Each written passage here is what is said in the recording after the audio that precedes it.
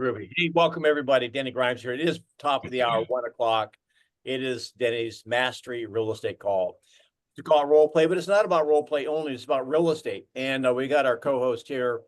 We've got Louise Weiss, and of course our other expert coach. We got Matt Sharp from Sarasota. And what we want to do here is drill down. And we are not preaching. We are not giving sermons. We're not giving lectures. We are pouring into you for where you are. Where I am right now is in Puerto Rico. That is not a virtual background. That is the actual background. And I'm kind of like the U.S. Postal Service, is that no rain, sleet, snow is going to stop me, if possible, from this master, because it's very important to me. So we're going to start with where you are. You're here because you want to grow. And again, I'm really fast. I'm going to give you the 4 levels. Everything for me has got to be like compartmentalized for me to understand it. If you want to build a great business, talk about a great listing business, a great real estate business, it takes talking to people. Find a way to talk to people. And if you're not talking to people, it's not a people problem, it's a mindset problem, right? So we got to work on your mindset. So if you're talking to people and not converting to appointments, then it's probably a conversation. You have not practiced your outbound conversations. You're not coming across confident. So if you're not making calls, work on your mindset. If you're making calls, not getting appointments, you got to work on your conversations /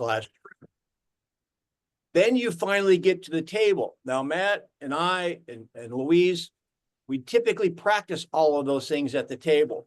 If you don't win at the table, most likely it's a presentation issue, which you can practice, or it's a conversation issue, meaning you're not having great conversations handling objections. Remember, objections are your friend. If you're getting listings or getting buyer contracts and you're not successful, this is step 4. At closing the seller or the buyer, from a seller standpoint, you're not having great conversations about positioning or pricing. And on a buyer's, you're not having great conversations about expectations. Now, that's as simple as I put it. Matt, you want to add anything to that? No, it's beautiful. It's the biggest contributing factor to lack of production or a roller coaster of income in real estate is failure to go to bat enough. That's how my coach used to put it 100 years ago. You're not getting up to bat enough. So if you've got ebbs and flows in your income like a roller coaster, or you have a pure lack of production where it's not a roller coaster, you just don't have income, then you're not having enough conversations. That's it. And then everything else Denny said. So this is thinking about, this is a mastery conversation. Well, we'll go in the direction. Alexandrio, he is in Wisconsin. His business is off this year. I don't want to put you on the hot seat. If you have a question, if you want to grow your business, and I don't put anyone in a spot, but we were having a great conversation before we went live. That's what this is all about. You have a particular situation, a role play challenge, or whatever, a mindset issue, put it in the chat. We will take a few minutes. And believe me, if you're thinking it, other people have. So Alexandrio, do you want to have a conversation about your lack of business this year compared to last? Well, yeah, we can definitely do that. That works. Okay, he's here. Sorry, I was going to say I didn't know we were talking about somebody who was here. There he is. So, all right. So, just really quick, 4 stages. Number 1, are you talking to people? Step 1, you've got to talk to people. Absolutely, talk to people all the time, every day. How many people a day? Well, it varies anywhere between 5 people up to as many as 20, 30 people. How many people consistently a week? Have not tracked the numbers in that much detail. Okay, now, all right. So I know Matt. So Matt is pretty structured. He makes outbound calls every day. So Matt, this is for everyone. Everyone probably should be talking to more people in number 1. You want to track it. Right now, I'm kind of on a little bit of a health kick. I have a birthday coming up. I'm trying to get healthy. I weigh myself 4 times a day. What am I doing? I'm tracking my numbers. I weigh my food. I'm tracking my micros. If it's important, what do? Track it. You track it. Matt. Yeah, brother. I mean, I say this with as much love as one human being can say to another. I identified your problem in the first two sentences. It's number one, you don't know.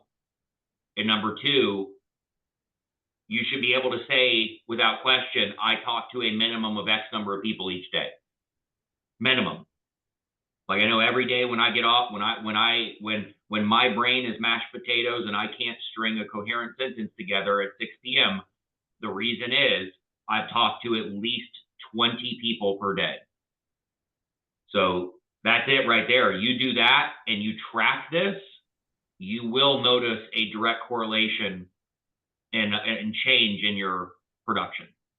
So everyone, I mean, for clarity though, we're looking at phone calls, in person, door knocking, anything like that, right? Even if you're at an event or a store, just keep track of everybody you talk to, so to speak. Well, yes, but there is a but, the other side of the coin. Yes, you want to track all these conversations that evolve to a real estate conversation, but this isn't calling when you're checking the boxes of the contacts like I've got on my desk right here. It's not me calling my mom, my grandmother, or a client that I'm currently working with, selling or buying, and talking to them. A lot of agents will track those. I don't track those. If Denny's committed to working with me, even if we're actively shopping for houses right now and he's a buyer, Denny's committed to working with me, I don't track the call. That is not a contact. You owe yourself 20 new contacts a day, or 20 contacts that are a follow-up that are working towards business. So let me coach everybody here. And we're not going to stay on this. We're going to keep going up the ladder. There's 4 steps to the ladder. One, if you're not talking to people, you got to work on your mindset. Then you need to have a plan. So here's what I want you to do. Everyone here should pick a number that you are going to commit to between today and next Friday, because we're going to have this master call. I want you to be back. Put in the chat the number of people that you're going to have a real estate conversation with. It's either going to be a 2-way by text, 2-way by telephone, face-to-face. It's not going to be ordering Uber Eats and not talking about real estate, okay? It's not making a nail or hair appointment. So what is your goal? You should have a number every week. So we want to help you be accountable. So we're going to take a few minutes right now, put it in the chat. You might find someone also in the chat that you can partner up with to be your little huckleberry that can hold you accountable, right? Then, okay, so put that in the chat. The second stage of building your business is, number one, you've got to talk to people. Number two, you've got to be effective at it. So this is going to be master. We do a lot of role play.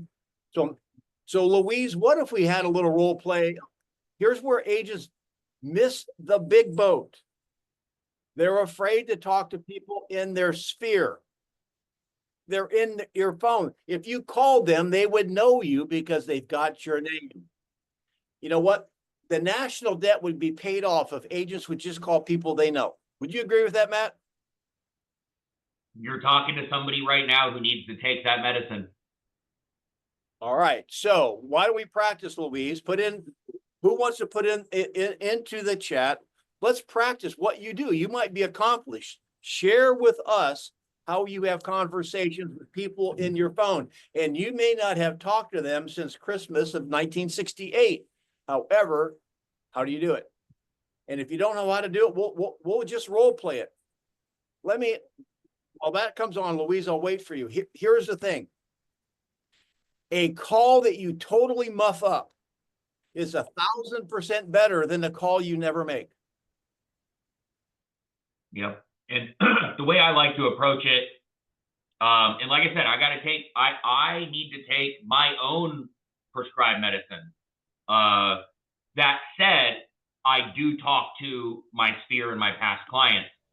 What I find is that Monday through Friday, it is very, very difficult to accomplish that when you're actively communicating with new prospects. Okay. So what I've had to do is I've had to make it where the DT, D2, I can't do that. Now, that might be a limiting belief. We're not going to go into that right now. But what I've had to do is I've had to stack past client calls into Saturdays and Sundays. So I call 5 new past clients, or five past clients each day, Saturday, Sunday. And it makes it to where I can typically get through all of my past clients in a quarter with a phone call. That would be my challenge for everybody, because everybody in here knows Monday through Friday, I work 13 hours a day typically. I'm in my office at 7 a.m. and I leave at 8 p.m. most days. I don't have the cognitive horsepower to have those calls because I want them to be impactful calls. So let's do one. Who wants to do one? Who wants to call me? What do you do? If not, we're just going to spend a few minutes on this step. I want to get through all 4 steps today so we can sharpen your skills. Outbound call number 1. I'll call you. Call me. Dean, you ready? Denny, go for it. So I have not practiced this. Okay, I'm just going to go ring, ring. Hello. Hey, Dean, this is Denny Grimes. You got a second? Yes, sir. What can I do for you? Well, Dean, hey, listen, all right, stop right there. With that type of response, how would you feel on a scale of 1 to 10 that he remembers any kind of contact with me? Probably not very strong. Wow. All right, so I'm going to go. If Dean, you may not remember me, but I remember you. If you have a quick 30 seconds, the reason I'm calling is I was going through my phone. I saw your name. I thought, you know what? I've not talked to Dean in a long time. I just want to reach out and see how you're doing. Now, go ahead and respond any way you want. Well, you can say, who the hell are you? I don't care what you say. Here, first of all, I am winning because I am creating mind share in him. Now, he may not remember me, but I tell you what, when he hangs up, I will occupy a little bit more mind space than I did before I called. Listen, if any guy here on this, you're watching live or on YouTube, if you're married, you believe in follow-up, because I'm sure she didn't want to marry you the first time she met you. Fair? So Dean, hey, look, I haven't talked in a long time. I want to see how you're doing. Do you have 30 seconds? Yes, sir. It's been a minute. Can you remind me how we met, Denny? Absolutely. We had basically, you were living in Tanglewood at the time. I met you at Joe's party. Joe was your neighbor. Are you still in that neighborhood? In fact, I am. So I just wanted to call, reconnect with you. You don't remember me. However, we had a conversation about you wanting to maybe buy a house. It was a year ago. And my goal this year is to recontact with people I haven't talked to in a long time. And so I wanted to do that. Is there anything I can do to help you or answer any real estate questions right now? Yes. What's going on with the market? What? I wasn't expecting that. Okay, boom. Sorry. Well, 8 out of 10, 9 out of 10 might say no. What have I done? Sure. Got it. Now, was that a great call, a perfect call, one you'd want to hang on your wall? No, but it's better than a call you didn't make. 100%. Who wants to give it a shot? Thank you. So the way that I like to do it, when you haven't talked to them in a long time, guys, you can speak to that. Don't be embarrassed. You would actually, I've said that before. Hey, Denny, I'm embarrassed. We haven't spoken in like 2.5 years. But I just wanted to call and see how you, Denny, as a person were doing. And that's it. I've done that 50 times. I'm embarrassed. I'm ashamed of myself. We haven't talked in a while. I just wanted to find out how you as a person were doing and what I might be able to do to contribute to your world in a positive way. Great. Step 2, you're making calls, you're not being effective. So let's talk about some conversation skills. Let's talk about, particularly, Matt, that I'm surprised that probably the agents out there are 50-50. Half the agents would rather call a complete stranger than someone they know on their phone that knows them, which makes no sense to me. So let's just practice a call. from someone that knows me. So I called Dean a second ago. He didn't know who I was. All right. So Matt, I'm calling you, and you know what? We know each other. Ring, ring. Hello. Hey, Matt, it's Denny. Hey, Denny, what you up to? Hey, listen, you got a quick second? Yep. Listen, I'm really focused on building my real estate business this year. I'm calling to ask you a couple of quick questions. Number one, do you know anyone who would like to take advantage of a very interesting market right now? Not off the top of my head. And I probably should have started. I should have probably said, will you take a second? Will you help me? I want to build my business this year. I've got two questions. Do you know anyone who wants to take advantage of a great market? Okay, that was number one. Number two, do you have any real estate questions that I can answer for you at this time? No, brother, I appreciate the call. I mean, I wish, I'm kind of embarrassed myself. I wish that I had something to give you. Now, notice I didn't get into Ford, family, occupation, recreation, dreams, because for me, it seems a little what's the word? Disingenuous. Yeah, disingenuous. Hey, Matt, I haven't talked to you in 18 years. How's it going? What are you doing for fun? I mean, to me, it doesn't seem right. I get right to the point. Now, he knows me. Now, I played golf with him 2 weeks ago.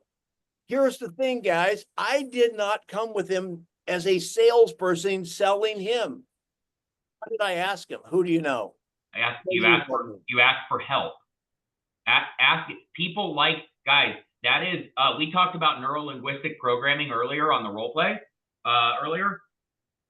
That's a real thing. People like helping people. When you ask for help, people want to help. Anybody want to give it a whirl? Because we're going to go to phase 3 in a second. Phase 3 is probably what a lot of you guys, what we normally do here on this call is how to win at the table. Anybody step up who wants to give me your little spiel to someone in your phone that you're afraid to call? I've made a bunch of those calls. Let's hear it. Well, I don't have a perfect script, but I'm like, hey, how you doing? It's Whitney with Keller Williams. It's been a while since we last spoke. And I'm curious, do you have any questions about the real estate market? No, why are you calling, Whit? Well, my goal this year is to sell 25 homes, and we originally spoke about real estate. So I just wanted to reach back out and let you know I'm here for you. Well, it's interesting. Your name came up. I still had your number in my phone. So now I can now I know now who you are. But if I can think of someone, I'll let you know. Amazing. I'll text you my updated contact and reach out anytime. How can you lose at that, guys? Can I coach you for a second, Whitney? Sure. And I would say it's just get over yourself and just say something, and who cares if you bomb it because you made a phone call and learned. Yeah, well, making the phone call is better than not. I mean, listen, I get on here and I'm not saying this with ego or arrogance, just what other people tell me. They think that I'm really good at this. But just know that I have just as much consternation and internal struggles every day when I every morning I get up and get in front of the screen to make these calls. I don't want to do it. I don't. But then it's the moments when I feel that I know I have to do it, because I like being comfortable being uncomfortable. So I want to get really uncomfortable. Now, back to what I was saying before with the little coaching. What I don't like to do is end the call with a declaration. Hey, I'm going to send you my contact information. Call me anytime. I like to end the call with an ask, but not an ask to take, an ask to give. Hey, Whitney, before I let you go, what's one thing that you're working on personally that we can help make easier on you? So end with some type of ask. You might not think anything of it. They might not think anything of it. But I always like to be programming into my client's brain that I am their resource. I am their resource for everything. Matt, if you want a great question to ask, write this down, okay? Get out your pen or pencil. You know what pencils are. Here it is. Hey, before I let you go, there's the Columbo. I'm letting them go. I'm a D. I don't want to be on the phone with anybody too long. I'm assuming they don't. Listen, we run into homes all the time with a very motivated owner. If I find a home out there that's kind of like a buy one, get one free, do you know anyone that would want to know about it? You get a home out there that's half price. I mean, it's a steal. Do you know anyone in your world that would want to know about it? Now, what am I secretly asking? If they want to buy property, or if they would be a buyer if there was a deal. Yes. Exaggerate a little bit. Don't we run into great deals at times? Yep. And well, maybe I would. Bah, there you go. So let's go one more level into this. This is Matt's forte. And we've got some veterans here. Let's hear your outbound call to an expired or a for sale by owner or a sphere or an internet lead. Normally we work at the table. Today we're going to work on little outbound calls for a few minutes before we get to the table. Who's in, Louise? I'm in. All right. What's the scenario? It's a holiday. The holiday calls are the easiest calls, right? Mother's Day. Oh my God. Cinco de Mayo. Like I just called people on what was it, Monday or Tuesday? Happy Cinco de Mayo. Or some people call it Drinko de Mayo. What are your plans? Well, I'd recommend that if you're going to call Cinco de Mayo now, just let them know you didn't miss it. You're just calling to remind them of next year. So you're calling Matt. Let's go. Ring, ring. It's May 5th. I know. Hey, Matt, or ring, ring. Hello. Hey, Matt, it's Louise. I'm calling to wish you a happy Cinco de Mayo. What have you got planned for today? I'm already drunk. I don't know. So in that case, let me say happy Drinko de Mayo to you. Indeed. Yeah, no big plans today. I'm just going to see if I can find my way to my pool and not fall in. Yeah, that would be a good plan. Don't fall into your pool. So for me, it's to touch, and I kind of go with it from there. Like if he's truly impaired, I'm probably not going to do much, right? But I can usually tie it into, like, what I usually do is I look at my notes from before. Oh, here we go. Hey Matt, the last time we spoke, you had mentioned there's some short sale activities in your area. What's that? The last time we spoke, you had mentioned you're seeing short sales pop up in your area. Yep.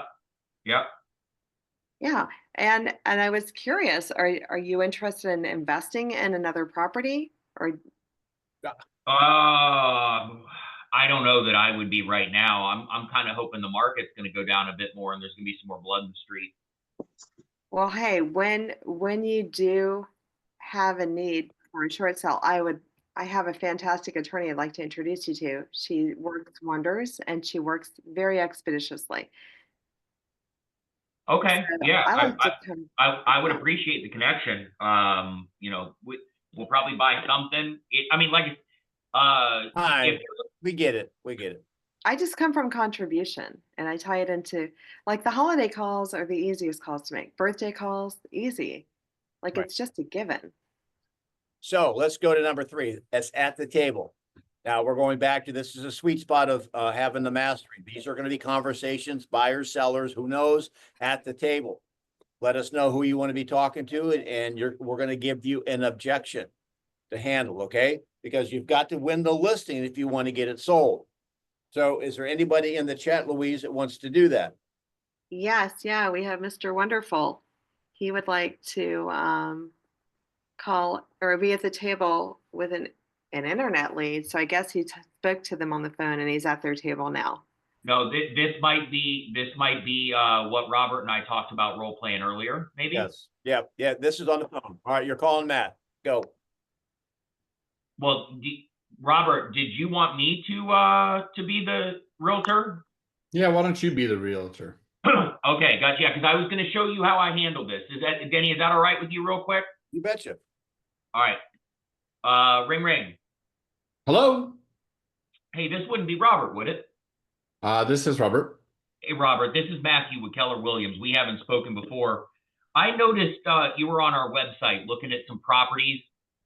Just wanted to find out. Well, I'd love to know more about your situation. What's prompted your search? Yeah, really just browsing. We we might be making a move here in the next 6 or 7 months or so. But yeah, just kind of browsing at this point in time. Gotcha. What's happening in 6 or 7 months? We're just thinking about making the move to the area. We have some family and stuff there that we'd like to be a little bit closer to. I see. And when you say that you guys were just browsing, what are we just browsing for? Oh, really just actually trying to get a feel for like what the home prices look like there. Seeing, what we're going to need to be doing to make sure we're in line to if we're going to buy there. Okay. Would you guys need to sell in order to buy here? Yeah, we have a home that we'll need to dispose of here and to make that move. Yes. Okay. You all weren't committed to working with a realtor you know and trust already, were you? Not in that area, no, not at this point in time. Okay, but you've got somebody there? Well, I'm sure my wife's kind of a loyalist, so I'm sure that she'll probably want to potentially go back to the agent that we bought with. So Hey, that's all right. As long as you got somebody you know, like, and trust, that's all that matters to me. And everybody knows a realtor. So what if you could paint this picture for me? In 6 or 7 months, were you guys hoping to be here in a new home, or were you just starting the process in 6 or 7 months? I'd say we'd like to be there and within 7 to 8 months. We'd like. All right, I'm going to stop. That's 2 minutes right there. I'll let you go on. And so what did you guys think of that? You put in the chat. I mean, Matt notice, what prompted the search? What I like about that question is, number one, if you're calling somebody who's searching on the internet, they've been on 15 different websites, seen 45 different houses. Don't ask them what they think about the house. Don't ask them, do you have any questions about the house on Maple Avenue? They don't remember it. In fact, it's a better question than I used to ask. Have you, are you shopping for a home? Have you found that special home yet? Because that's kind of a yes or no. What prompted the search is open-ended. Beautiful question. And then he started just asking questions. Now, again, Matt would probably take the conversation in a different direction, but he was being cooperative. So, Matt, any other comments on that? No, I just want to find, the reason I asked what prompted the search, guys, too, the psychology behind that, because I'm a huge psychology person, is you don't know if they're looking to compare the value of their home to others. You don't know if they're buying. You don't know if they're selling. You don't know if they're checking on their ex-girlfriend. I want to know what's prompting that visit, because you could find out that they're an investor, they own 20 properties and they want to sell 5 of them and buy another one, which I've had before. You can find out that they're a seller in disguise. They're not even in the market to buy. They were just checking to see what home values were. And so I don't like to say, well, hey, just want to know how long you've been looking to buy. You ruin rapport. You lose all rapport there. So what prompted? And then the other thing is, I always like to ask questions around what they say. He said 6 or 7 months, so I want to use those exact words. What's happening in 6 or 7 months? And just keep it short. And don't tell them their story. Oh, so you're looking to make a move in 6 or 7 months? No, what's in 6 or 7 months? So that's all. All right. There you go. All right, so we're still at the table. Who's next, Louise? Oh, next is Fan. Hold on. I've lost my list. Yes, Fan is probate potluck card. Back to probate. All right, you're going with you, Louise. Go. Luis, what will be the question I can answer for you before you put me to work today? We're looking to hire an agent who is very well versed in the probate arena. Okay. Other than that, is there any other question I can answer for you? That's really it. We don't want this to linger any longer than it needs to. Okay. Well, if you find out that I'm the agent that with the probate process that you I'm gonna That stop you, can- Fan. You're selling yourself. Yeah, but and let me jump in real quick too. Fan, she said something that I would have spoken to that could have potentially got you off of trying to sell yourself. She said, we don't want this to linger on any longer than it has to. I'm going to stop right there. I'm going to say, hey, can you unpack that for me, Luis? How soon were we hoping to have this sold? Well, not only that, but what, tell me about, you want someone familiar with probate. My 40 years of real estate, I don't even know what that means. Right. I mean, I don't really know what that means. So, Right. you know, one of the things I've learned, you guys, that the difference between an experienced agent and a kind of a newer ones think they have to know everything, and they're afraid because they don't. When you cross a certain level of experience, you realize you can't know it all, and you're not ashamed of not knowing it all. So I would dig for clarity there. But in that case, Fan, you're selling yourself without getting into curiosity. Does that make sense? Yep. Yep. It does. You're trying to say why she should marry you, and you're not even sure if you should be dating. Yep. How Yep. about that? So, Fan, I'll give you a question if you want to jump back in there real quick, and we can give another 30 seconds. Just ask her. All right, and what are the metrics you're using to determine whether somebody meets that criteria? Exactly. How do you determine? I have a question. All right, hang on one second. That Would might the be appropriate- hang on. Let's go through this 30 seconds. I'll come right back to you. Okay, Louise, that's the question. Go. I'm looking for an agent. I'm looking for someone who is familiar with probate. How And do you, how do you determine familiar, Luis? Well, how many probate sales have you had? So at there, should I? Well, let me see if this is what I would do literally, because I'm very much curious. Okay, I'm a little puzzled. Maybe I'm just a nincompoop today. What does the realtor have to do with a probate issue, Louise? That's where I'm going. It's about the attorney. Yep. In that case, well, but see, I do have experience with probate because I've helped a lot of clients with probate, but realtor doesn't have a lot to do with it. So, Fan, in that case, be honest. You say, well, you know, Louise, it's been my experience that really realtors don't have a whole lot to do with probate. Our job is to get the property sold. My question for you is, who is the attorney that's going to help you with this probate? So, Carrie, did you have a question or a statement? Was that you? yes. I was just thinking, as a former attorney, I was just thinking that maybe one of the questions that could be asked that would help in that regard is, what stage of the probate are you in? And another question, has the judge signed an order allowing you to sell the property? Right. That type of knowledge, if you know it, it'd be excellent, but that's above my pay grade already. Yep. Yeah. I mean, because I've asked them, Carrie, what I like to do is because I am enlightened to things regarding probate. I will ask them, hey, how many heirs do they have? Okay, where are they all at? Right. You know, asking questions like that, it proves that you have expertise, but also I don't necessarily want to help a probate that's got 17 heirs and mom just died.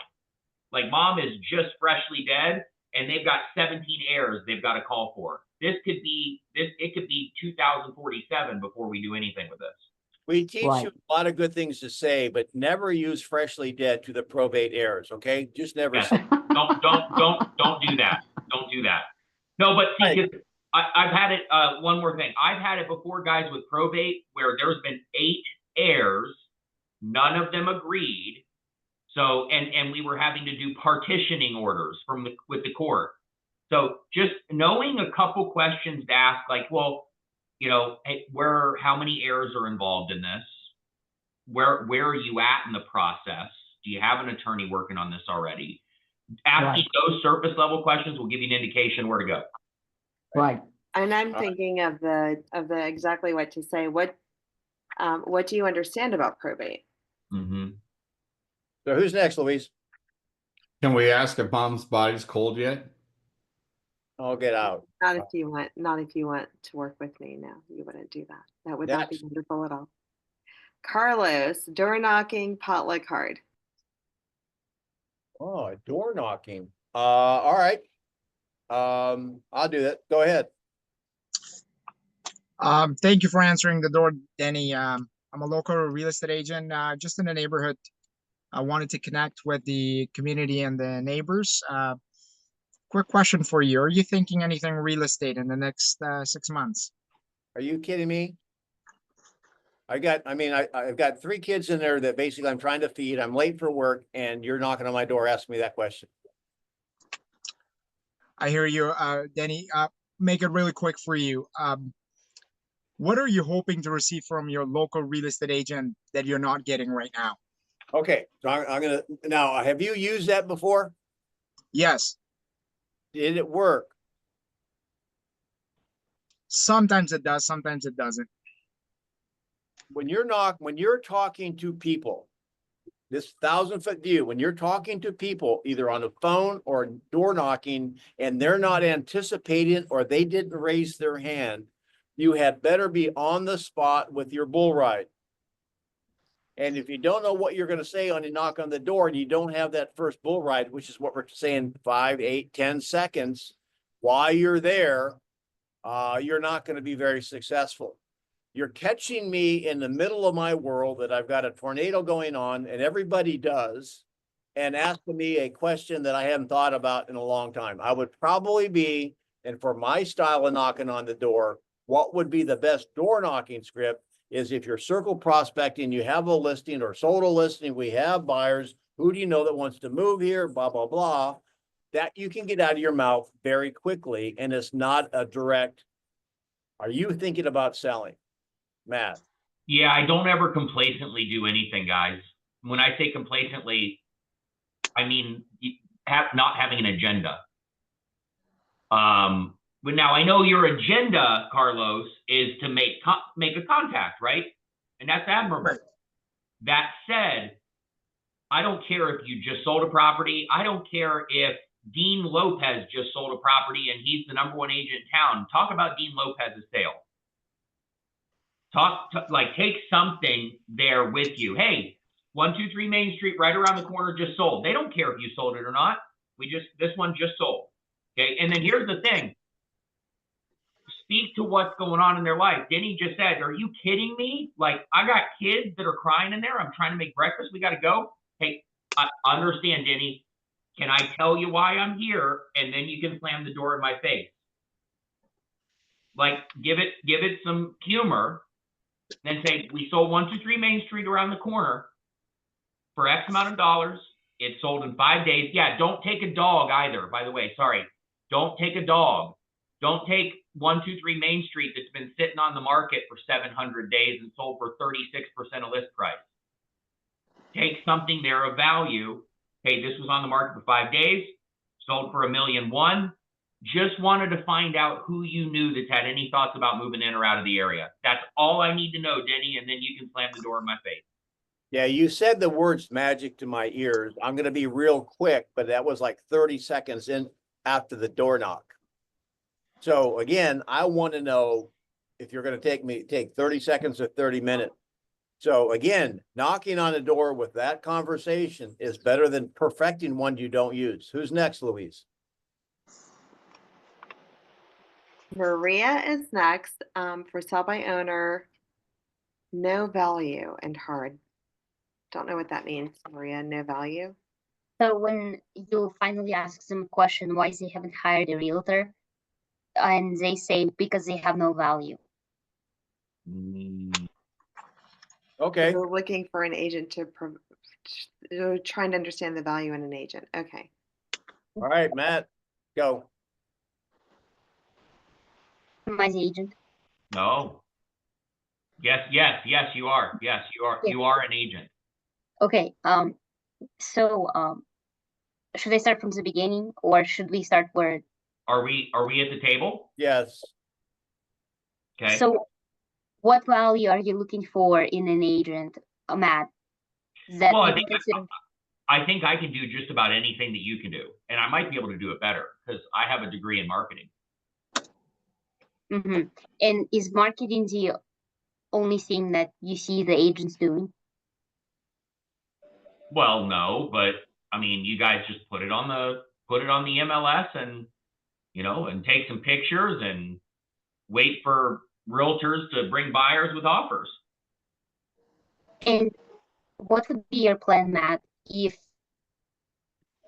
let's say you did have a buyer who came from your marketing and they put an offer in their home, but after the inspection, they want to. I see where you're going. Let me just give you a little hint where I'm thinking. I'm just going to coach you. Ask Matt a question. What does he do for a living? Matt, what do you do for a living? Well, I got my degree in marketing from some prestigious college that I made too much, but now I'm, a janitor at Home Depot. So again, so you see what road I'm putting you on? One of the best ways when they say, well, hey, look, I can do what you can do. You're all the same. A very easy way to change the tenor of that conversation is to turn it back around. And they'll walk right into it. So now that you know that, what's the next question, Maria? Did AI replace you? She just dug the knife in. She said, Denny, did AI replace me? Is that why I'm a janitor at Home Depot with a marketing degree, essentially? No, AI didn't replace me. I just really like cleaning toilets. There's something about a clean bathroom. The question would have been, Maria, great. As a janitor, how many homes have you sold on your own? How many homes have you? Well, what if you say I've sold 3 homes on my own?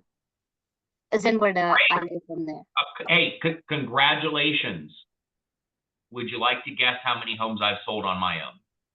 But Matt, all right, so let's you and I have a conversation really quick, and this is good for everybody. I wouldn't have gone down that road when he said he likes things super clean. All right, so how long have you been doing that, Matt? All right, so that's as a janitor, all they have to do is like sweep the floor and clean toilets. I mean, one janitor is as good as the other. Is that what you're saying? Mm-hmm. He is going to defend that. No, man, I tell you what, I see people come in and I have to go back and so they're not all the same, are they? That will be true. I don't care if you're talking about a janitor. So do you think if all janitors aren't the same, then maybe all real estate agents aren't the same? So would you be willing to have a conversation about that? I don't think that wins the game. I just think that stops them from running that flag up the pole and maybe makes them a little curious about listening. Would you? You're right, that, Matt? I agree with that full-heartedly. Yes. But what if they say, well, even I understand your all agents are not the same, but your drop shouldn't be worth 30,000. What should it be worth? 5,000. Okay, gotcha. And what metric did you use to determine that? Then they'll just say, I'm not willing to pay anyone 30,000 to sell my house. Okay, so if I gave you $500,000 and I only charged you 30, that wouldn't be a good return on your investment. I see what you're saying. Well, all right. So Maria, you're the seller. Or Matt, you're the seller. Let's go and just carry. You're saying $30,000. You know what my fee is. So let me ask you: Is it a fee issue, Matt, for you? No, I mean, they kind of work hand in hand. It's a fee, and then I'm only going to sell the home for so much. But no, I mean, it's what I net. All right. So basically, if you could net more hiring a professional, are you saying that you would do it? Well, if you put it like that, I think I would. All right. So what if we had a great relationship and you trusted me and I said, I tell you what, Matt, I really like you. You're my best buddy. I will sell your home for free. Would you let me do it? How would you do that? Well, I mean, if I could demonstrate it, this is not a cat in a hat type thing or a rabbit in a hat. So if you came and offered to clean my house for free, you're a janitor. I mean, I'd be foolish to turn you down, right? Yeah. So I'm not going to take the time to walk you through that conversation, but you know, one of my tenets that I want you to be able to have is that you are free. So you could never let them throw that fee in your face. Never. You're free. Do you feel that? Can you articulate that? And if you can't, we can go through it very quickly, but you are free. Why? There's 4 points of negotiations. There's several points of positioning. Each one of those things could cost a seller money, a half a point, maybe more or less. But when you add it all up, are you saying you can't come up with the fact you're worth 3%? I mean, Matt, am I making sense? 100%. I mean, I know just for me personally, statistically, my averages are 8% more than everybody in the marketplace. That's just other realtors. So I already know I'm free when it comes to hiring another realtor. And I'm just giving you this as examples, guys. Like, because I see the deer in the headlights looks when Denny says that a lot. It's not one thing that makes everybody free. There are several things. It's ensuring your position correctly from day one. It's ensuring that the marketing is done in a certain way, and we won't get on that course just right now. It's knowing the statistics of the marketplace. What is the average list price to sales price ratio as compared to what yours is? And then lastly, it's about what do we know statistically speaking so I know that 92% of for sale by owners fail to make it to the closing table. And what's the first thing a for sale by owner buyer is going to do when they want to make an offer on your property? They're going to offer you a minimum of 6% less because they're trying to save the same commission. So I'm free by virtue of all of those things.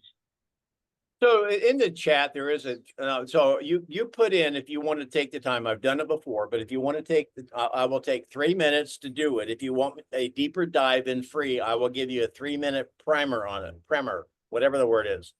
Just put in the chat, yes or no. If it's a no, we'll go on to something else. If you want to hear about it, I will share it. All right, so I'm not even going to role play. I'm going to do this really fast. Matt just gave you a good litany of things. Now, so just broadly put, and thank you for letting me have the podium here just for a moment. Marketing may be what they hire us for, but marketing is not our differential advantage. Our differential advantage is a couple things. Number one, Matt just mentioned it, is market knowledge and understanding the positioning of the market. It's like a doctor. There's a lot of pills they could give you. And, you can go into WebMD and figure out a pill. But if the pill doesn't work or has certain side effects, it takes someone who can discern what to do next. So here is how we'll be free. Number one, the number one decision a potential seller has to make is if it's it is initial pricing. Let's say it's a buy owner or even working with an agent. Is positioning important? Notice I don't use pricing. I never say that word. Is positioning important? There's strategic price points. Is it possible a seller could position their home where maybe they underprice it or overprice it in a falling market that by the time they recognize they're wrong, the market has eroded away from them? Could it possibly cost them a half a point? Absolutely, right? Let's just assume you position it right. And now they have several offers on the home at one time. I'm assuming it's an unassisted seller. Now they're negotiating with one or more than one agents. Is it possible a seller who is a janitor who does not sell homes every day can basically not negotiate a price at least a half a point or a point higher than if they had a professional negotiator, which is you? That is our strongest value proposition. Write it down, put it on your forehead, put it on your wrist. I'll take a breath. I'm not done. I've only gone to one. Matt, am I missing anything? No, and I just put it in the chat, guys, when we're talking positioning, especially in declining markets like Denny and I are in right now, and everybody will be in at some point in time in their career, when you're for sale by owner and you're positioning your home on the market, if you miss it, if in Denny and I's market, you miss the market, you position it incorrectly from day one, if the market's here, and if y'all could look at the screen for a second, if the market's here at the top of my head, and you position up here, by the time you get positioned correctly to here, the market might be here, way down here. So that's what we're talking about, strategic positioning. In a decline, in a market like we just came out of, a well-trained monkey could position a property because everybody looked like a superhero because it was going up. So you can miss the mark by a mile and you'd be right. But in a declining market, they miss it from day one. They might have to chase it down. So remember, initial positioning, we're talking to a seller that's going to go by themselves. Could they position it wrong to begin with? And can that cost them something? Number two, they're unassisted seller. They have an offer comes in. Let's just one offer. Now they're negotiating with a professional negotiator that's working for the buyer. That could cost them a point or a half a point. You'd have to concede that point. Number two, the second point of negotiation, listen, how many times have actually had sellers, you're listing a home and the seller wants to be present, or you go into a for sale by owner and they want to show you the house. They are terrible at showing their own house, right? So the inspector comes in, and what do? The homeowner will go around with the home inspector and say, don't worry about it. I'll take care of that. I'll take care of that. Is it possible that because they don't have someone there that is skilled like we are of having the conversation or not the conversation with inspectors, a seller is going to obligate themselves to certain things to fix that they don't have to do? Absolutely. And then in a falling market, do you think appraisals are a challenge? What's the first thing the agent's going to do? The buyer agent's going to do when the appraisal comes in low? They're going to ask to reopen negotiations. There's the third point of negotiation. So every time, and I always use the analogy, it's not the one thing we do, it's the sum total of all of these other things we do to help them get to the closing table. And we're not even close to it yet. It's a slice of turkey, a slice of turkey. It's one little bit at a time. All we're trying to minimize is maybe 1 or 2% because they're going to have to pay someone anyway to do the paperwork, hire this, hire that. And by the way, what's their time worth? Oh, by the way, do they want lingering liability after the sale? I mean, it's not hard. I went through that super fast. Did that give anyone any clarity? And the reason I did fast is like, I just feel bad about taking up a lot of time. And I've got so many people here that want to talk. Yeah. So one other thing, guys, I like to give, I've always used the cliche, redundant saying of, in order to be a top producing agent, you have to be a top producing agent. And what I mean by that is, I got a call from a realtor just a minute ago on one of my listings, and he used to be a loan officer for like 20 years. I know the guy. He used to beg for my business. Well, and everybody here. He just called me, and I'm talking to a FSBO, right? And I'm saying, well, what's your plan when you get a call from a realtor asking you how motivated you are because there's a bunch of repairs that need to be done to your home? Because that's what that realtor just did to me. He called me and said, there's a lot of repairs. What repairs need to be done? And he said, is your client motivated? I want to see how motivated your client is. Would you like to make an offer? That's all I asked him. Would you like to make an offer? Great. Can you do me a favor? Can you review the offer instructions? Put it in writing. And he said, well, I just want to make sure we're on the same page. I want to, again, trying to bully me into talking numbers and compromise my client. So we're not going to talk numbers. Review the offer instructions, put it in writing, and we'd be happy to discuss it. We're not going to talk numbers right here, though. These are the value propositions we give to our client. You see what I mean? So I'm not in my studio, obviously, but I do have talked to the last several weeks about a beta on some conversational coaching. It's only a month agreement. We've got a few people, I got maybe a dozen people that have raised their hand and would like to be part of that. I'll set you up in groups of 4. But and if you're interested, just email me, coachdennygrimes@gmail.com. But one of the things you're going to walk away with, and it might take more than a month, there's several things that I want you to know cold. Your value proposition that we're free. One of my goals is that you'll be able to articulate that without any hesitation whatsoever.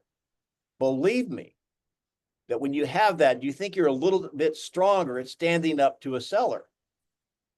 Absolutely. So just email me at coachdennygrimes@gmail.com if you're interested. I'll give you more information. But that's one of the things that I want you to understand. The other thing is strategic positioning and the better way listing method. Oh, all right. So thank you so much for allowing me to do that. We have time for some other at the table. Who's next, Louise? You've been so quiet today. Oh, we have, I see a new person. Penny, I think is new to speaking up. Yeah, hi.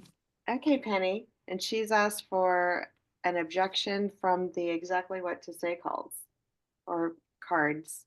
Only because you opened them and they looked fresh, so I figured I'd give it a go. Go ahead. What's the Yeah. All right. So you got it, Louise. What's the objection? Okay, we're waiting for the market to improve. Good one. Okay, Louise, thank you so much for sharing that with me. So tell me, what exactly are you waiting for as far as improvements are concerned in the market? Well, I hear it's a buyer's market, and if we're selling, I just feel like we should wait until it becomes a seller's market. And Louise, if we do become a seller's market, what do you think that would do for you? Get me a higher price for my home. Okay, Louise, I understand that. And what price were you thinking about for your home? I'm thinking 850. And Louise, can you tell me what led you to that figure? Yeah, that's the price that we need so that when we buy our next home, we don't Mhm. have to get a mortgage.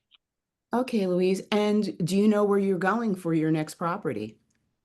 Yeah, we're just gonna move up to the like the Jupiter to Cuesta area.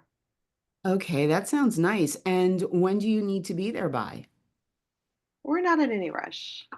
Okay, Louise. And have you started to look for your new property yet at all? Yeah, that's why we know about the price. We've seen some new construction up there at those prices.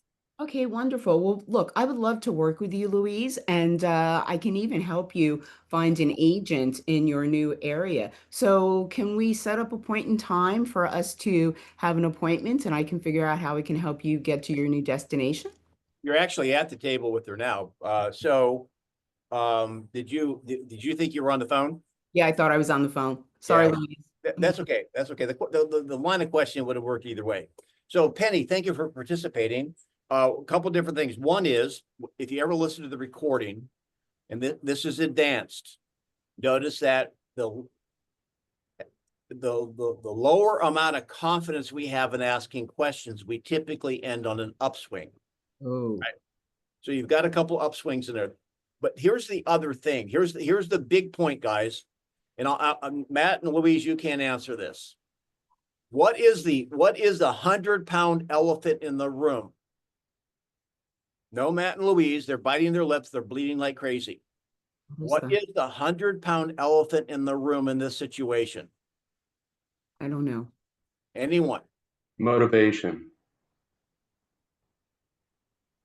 Well, okay, so we got Does she need to sell before buy?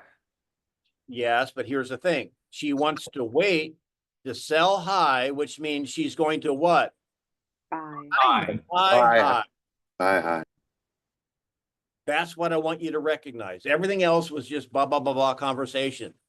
That's the thing. That's the card. That is what we call on mastery the other side of the coin. Matt. Yep. Penny, you do a really good job of asking questions. I would challenge you not to use their name every single time. Okay. You have a tendency to use Luis. Like my pastor years ago, he said, God knows his name. If you get the analogy, it's like, because when people pray, they're like, Lord, I pray, Lord, I Lord. No, he knows his name. You don't have to remind him of his name. You can say her name a few times when it makes sense, but not every time, because I'll pick up on that as a seller. And then one more thing, when she said I want to wait, because it's a buyer. I'm going to ask, what are you waiting for? I can't remember exactly how you asked it, but I'm just going to ask it really short. So what are we hoping to see happen? What are we waiting for? She's going to say for it to be a seller's market. Okay. and this is where the conversation diverged. Okay, what will a seller's market do for us? Okay, well, my home will be worth more. All right, how long are we willing to wait for it to be a seller's market? That's my diversion. If you were on the call earlier, that's my diversion question. Okay, well, I'm willing to wait 6 months to a year. Okay, what's our plan if it's not better? Little bit of a diversion. Then, okay, well, let's say that it's a seller's market in 6 months to a year, Louise. What then happens to the house we're going to buy? See, what you do is you walk them into that. I love the word he uses, diversion. In my mind, I'm thinking it's kind of the chess match. You instead of getting into the Queen's Gambit right away, you position your pieces for the check. I think I get it.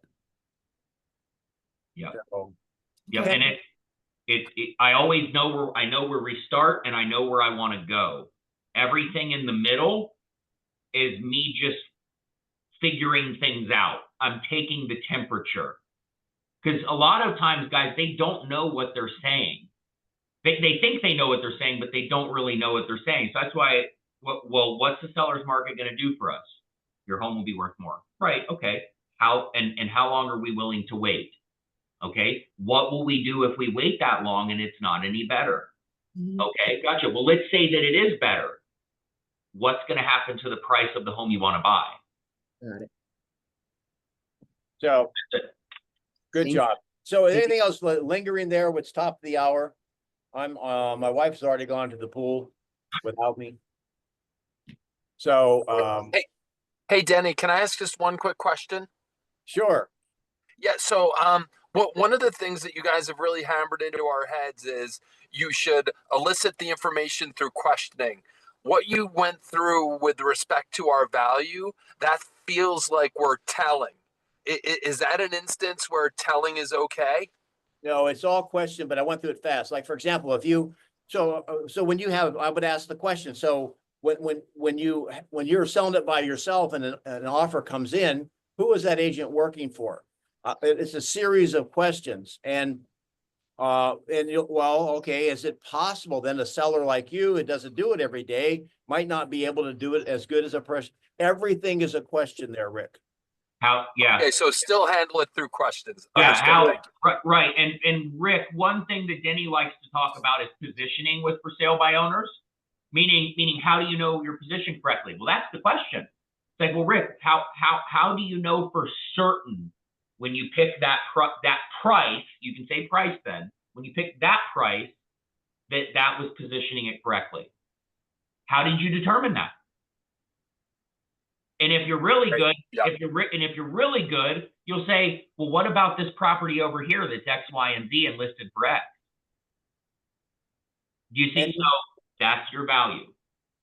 And here's the other thing that you guys forget, that sellers are going to have a tiger by the tail if they put their house on the market and there's little to no action. We know the three outcomes. We preach that all the time. Low to no showings or showings and no offers. They have a tiger by the tail. You know why? Because now they have to lower it. Is it possible they lower their price 0.5% or 1% lower than they need to? Another slice of turkey, guys. Yep. Yep. And then one more for good measure. Hey, Rick, you're the for sale by owner. Rick, what is your plan when you get an offer on the table and the buyer has a lender? What do you do next? No idea. There you go. But these are the questions we ask. Not tell. Okay, great. Hey, or Denny likes this one. Rick, what's your plan if you get not one offer but 5 offers? Yep.